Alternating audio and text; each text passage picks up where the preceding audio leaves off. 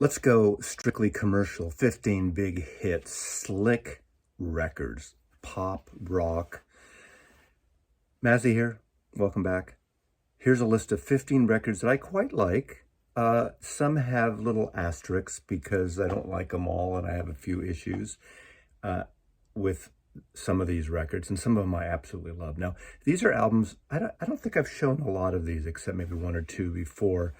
And they're albums that I consider very slick, very commercial, for the most part, wonderfully produced at a time when they really wanted, the artist and the label and production company or producer wanted to, capture a sound of the time and get on the charts. And I have no problem with selling records and artists trying to sell records. Now, there's a whole philosophy, and we could do a whole thread on artists that had a sound, and then they switched to go commercial, and the fans got all pissy and said, what the heck is going on with that band, that they're all commercial and slick now? And who would be like that? I mean, there's so many. I mean, there's bands, when I think of slickness, I think of like heavy studio musicians. Now, again, they're not always supplemented with studio musicians, but I think of bands like Toto, which is basically the Broccaro brothers plus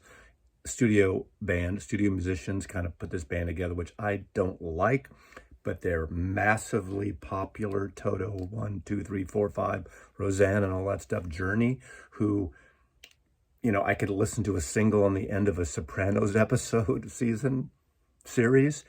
I have a greatest hits on CD, but they're a little too slick for me.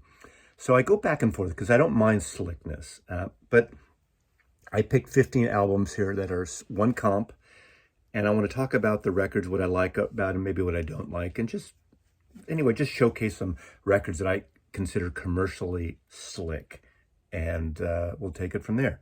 Again, slickness is not necessarily a negative, but let's start with the greatest hits.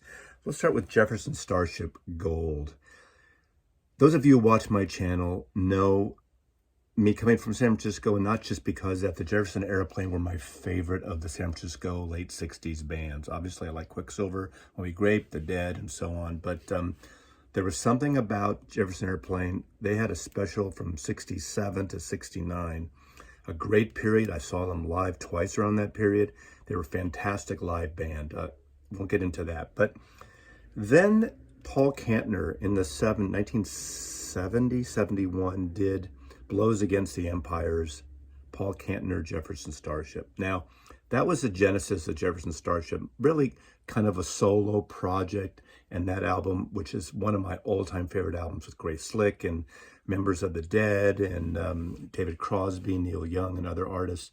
It's a great record. And that moniker kind of evolved after the implosion of Jefferson Airplane, after Bark and then Long John Silver. And initially, they had some great stuff. And I actually like on here Ride the Tiger, Caroline. And then Marty Balin really kind of became the balladeer again with Miracles, Play on Love, and so on. I mean, there's some great stuff on this collection. Now, as we all know, they morphed into the Jefferson Starship. Some members pulled out, more members came in, and then eventually they morphed into Starship. I cannot stand Starship, and they all need to go to jail because of that song, We Built This City, which is actually about LA, not San Francisco. It's like one of the worst songs ever, but it's pure pop. People like it. Anyway, I like this comp. This is a good overview of those first few albums. Dragonfly, Red Octopus. I kind of like that period. I don't love it as much, Jefferson Airplane. And of course, come on, Grace Slick. We are all in love of a generation in love with Grace Slick there. And Marty Balin's still here, and Paul Kantner still here. And of course, Freiberg, who was an original member of Jefferson Airplane, Quicksilver Messenger Service, and joined the band. I think he's the only surviving member if the Starship, I think, sort of exists, limping along. So this is my first choice. Now, these are not in order. Next, an album that was a huge seller, and after this artist did something like 5 or 6 solo records. He was original member of the Steve Miller Band on their first 2 albums, and that's Boz Scaggs. And Silk Degrees was a huge, huge mega hit. Somewhat danceable, not disco, but slick in that way. And of course, again, it has the Procaro brothers backing him up, Toto, before they were Toto. And this is a great cover with a great photograph by the photographer Moshe Bracha, I believe taken at Ocean Beach in San Francisco, I think. Love this record. This was huge. And I actually, fortunate enough, I worked this record when I worked as a manager of a store and did a merchandising campaign project for it. And I won this platinum record. They would give platinum records out to people who helped the success of an album. So inserted right here as I talk is this photograph of my platinum Boz Scaggs record made out to me in 1970. I think I got it in 78. This album came out in 1976 originally, but through 76, 77, there were a string of huge, huge hits on here, from Lido to Georgia to Lido Shuffle. And it's like Harbor Lights, so ballads and slick pop, danceable songs. And the great blue-eyed soul voice of Boz Scaggs. Again, I love the 2 Steve Miller Band albums. Columbia stayed with him for a long time. His first album on Atlantic Records that Jan Wenner produced is fantastic, with that great Duane Allman lead guitar solo on Loan Me a Dime. But I love this record. And again, it's a slick commercial rock and roll pop record, Boz Scaggs. Now next, this is the band from the Bay Area, from San Jose, from South Bay, that I liked before one member joined. And I have a love-hate relationship with that one member. If you saw the movie, The 40-Year-Old Virgin, they really trashed Michael McDonald, and that's the Doobie Brothers. Michael McDonald, center here, I have a problem with him. I don't know what it is. There's a smugness or something. He's got a great, again, blue-eyed soul voice. I first heard his voice on a couple of the early Steely Dan records, as well as Skunk Baxter, who joined the Doobies around, I think, the album before this. I love Taking It to the Streets. And this album was a huge, huge hit. Promo copy, kind of nice, from Warner Brothers.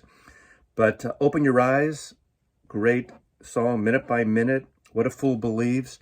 There's a soulful, blue-eyed soulful thing that the Doobie Brothers got when Michael McDonald joined the group. And as much as I hate to love to hate Michael McDonald, this is a fantastic record when you're in the mood. And, you know, Doobie Brothers, some people think they're too slick because they had all these hits. They had a great string of hits.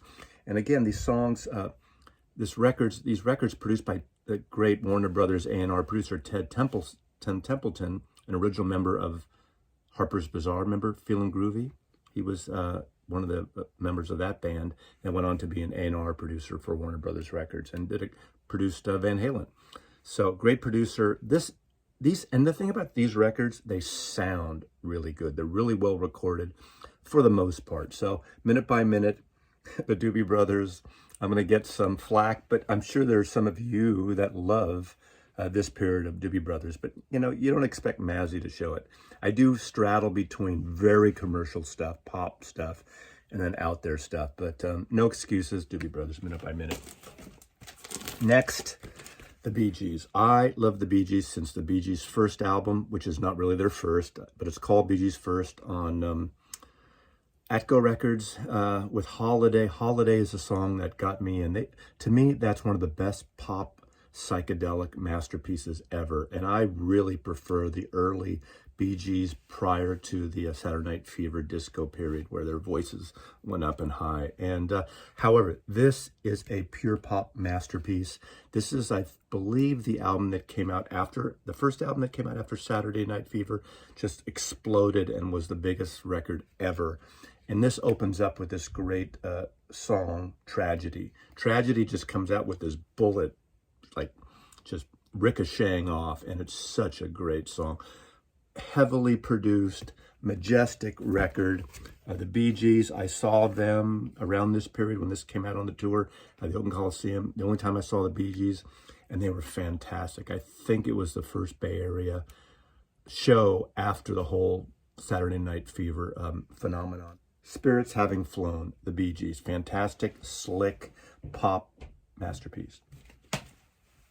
ELO, Electric Light Orchestra, Discovery, 1979. Jeff Lynne, oh my God, Jeff Lynne. Overproduced ELO. However, we love it, don't we? We love this sound, that compressed, that Bevan massive drum sound he got. I'm kind of disappointed over the years, the last few years, the ELO quote records are really all him with not even real drums. But this is probably the last album I really like a lot. It's so over-the-top commercial. Now, they were doing commercial stuff for a while now. It wasn't like this is a new thing. But the song Don't Bring Me Down, Don't Bring Me Down, Down, Down. I recall this is around the time, maybe, is it right after, around the time of Xanadu? But ELO, Discovery, Electric Light Orchestra, slick, pop, commercial album. Coming out of the punk scene, CBGB's in New York, obviously this band had a great sound right off, and of course they exploded and they got more commercial, more produced. And this record, again, produced by Mike Chapman, is Blondie's Auto-American. Fantastic record, slick record, pop record, a mix of rap and reggae and almost not even punk anymore. It has obviously the songs, let's see what we have here. We got, The Tide is High, of course, The Tide is High, a big reggae song. We have Rapture with, I remember probably the first white chick doing a whole rap thing in a song, and that was huge. Europa, Live It Up, and it's a good, there's a variety on this record, and it's a very slick, wonderful Mike Chapman production, pop album by Blondie. Love it, and was this 1980, I believe, 79 or 80, 1980, Chrysalis Records. My promo copy. You love that, don't you? Now, this is a slick record, but he always had this sound in a way. Maybe he got a little slicker for this, and this is Donald Fagen's Night Flight, one of those great, records. I believe it was recorded digitally, which I don't really care about, but a lot of audiophiles like this and buy millions of copies in this and big box versions or big single one-step type of things. And obviously, one of the Steely Dan duo. I love Steely Dan since the beginning, since the first time I heard First time I heard Get Back, Jack, Do It Again from that first album on ABC Records and Reel in the Years.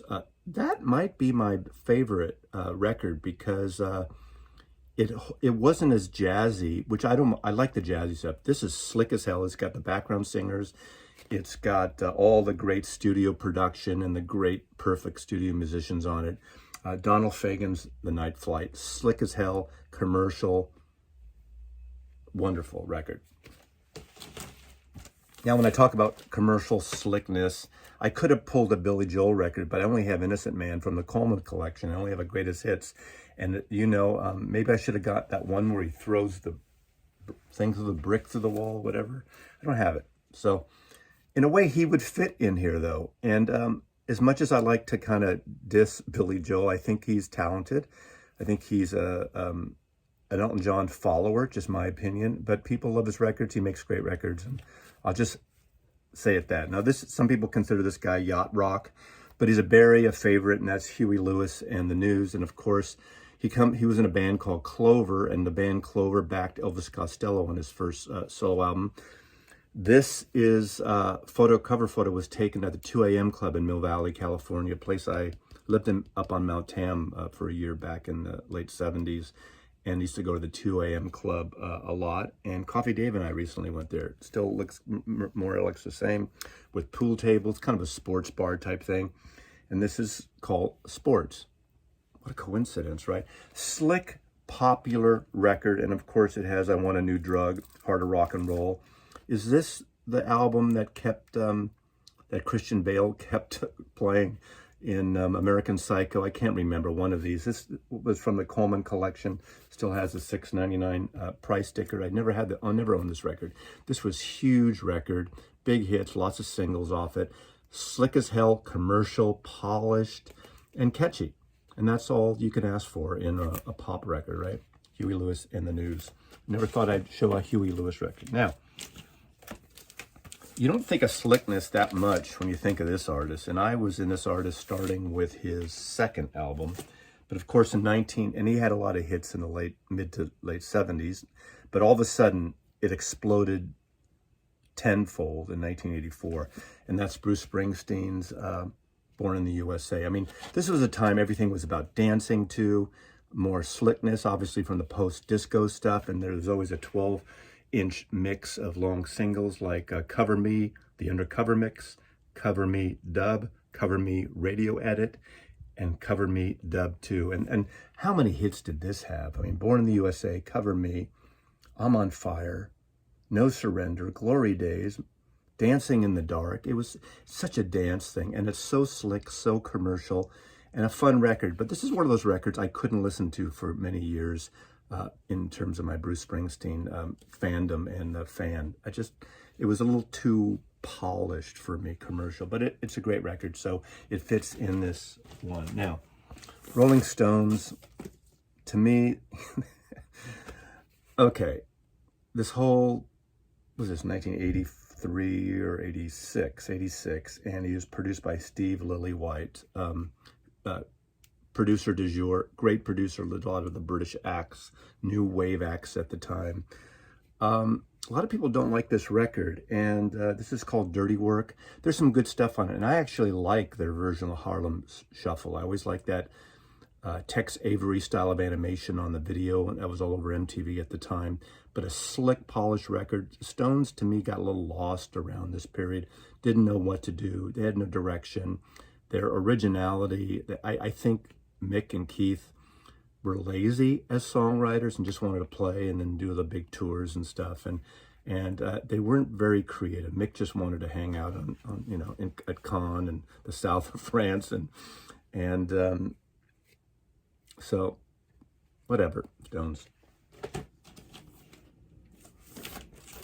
David Bowie really wanted a hit. He really wanted to, he wasn't really selling that many records compared to a lot of other artists in the day. And he does this record with Nile Rodgers, and it was huge. It was huge. Dance record, Let's Dance, China Girl, slick, pop, commercial, great pop dance record. And he wanted a hit, and he got one with this record. King of Pop, Michael Jackson, Off the Wall. Of course, Thriller's the one everyone talks about. I think this is the big transition one. And he does on here the song Girlfriend, Paul McCartney song, actually. And he kind of makes it really interesting, really kind of a sort of a dance, soulful song, obviously. And Off the Wall, great record, hooking up here with Quincy Jones. And what a wonderful record. Michael Jackson, Off the Wall, slick, commercial. You all know it, but I like this better than Thriller. Moody Blues. This is like their commercial rebirth. I mean, instead of doing these long-winded, breathe deep, and poetry and thematic epics, they come back in the 80s, all over MTV in 1986. They're produced by Tony Visconti. We got the whole connection with Bowie and other artists and T-Rex and stuff, and do this slick commercial record that's fantastic. Moody Blues, The Other Side of Life, and of course, Your Wildest Dreams was all over MTV. It's such a catchy song. Love this record. Short songs, slick songs, polished, commercial, Moody Blues. You don't think of this guy as commercial, although Frank Zappa there was a comp CD 25 years ago or so called Strictly Commercial, where they pull songs like Valley Girl. Do they pull Catholic Girls or Jewish Princess? I don't know. They probably pull from this album, Dancing Fool, Baby Snakes, maybe. I don't remember what's on that, but Broken Hearts Are for Assholes, I Have Been in You, Jones Crusher, Rat Tamongo. This is when he was on Polydor, and my buddy Vernon got me all these records. I have promo copies of all these records of Joe's Garage and Shake Your Booty. And it's for Frank Zappa. It's strictly commercial. It's accessible. I'm not saying it's his most accessible. Maybe it is, but it kind of fits in this showcase here of these 15 records I want to show. So again, audition before airplay, because there's a lot of jam on here, literally. Frank Zappa, Shake Your Booty commercial. I'm going to end up with one of my all-time favorite artists, and I wouldn't say this is a totally commercial record, but it's a record that came out at a time where I think that he was lost a little bit. He wanted something a little slicker, and this is Infidels, and it has a sheen to it, has a commercial slickness, I guess you would call it. And it opens up with a great song, Joker Man. There was an animated video, again, all over MTV. Fantastic song. I really like this song. Song Sweetheart Like You, wonderful ballad. Neighborhood Bully, about the whole Israel conflict. License to Kill, Man of Peace, Unions. I mean, Don't Fall Apart on Me Tonight is a beautiful song. So some of his best songwriting is on here. There is a slickness to this record. There's recently the bootleg series that has this period. This is in the 80s. Again, 83, this album came out. But I like this album. It's probably his most commercial in terms of where I'm going in this particular video, of slickness, of sheen, of accessibility to radio-friendly audiences. That might have been something I should have mentioned. A lot of this stuff sounds great on the radio, a lot of these songs. So a lot of these albums. So I'm ending up with Bob Dylan, and this is his album Infidel. And you get it. This is kind of a little fun thing. And at records, I don't feel I've really showcased much on my channel. So again, thanks for watching. Mazzy loves you. Play more records.